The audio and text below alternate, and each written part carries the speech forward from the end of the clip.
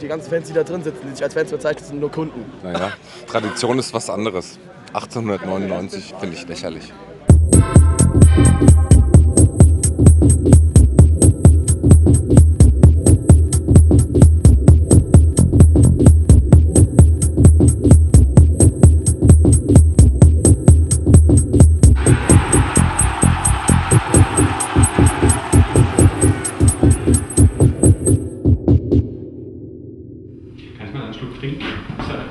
Wenn du da einen Becher finden solltest, auf alle Fälle. Ich hätte euch eigentlich was mitbringen können, aber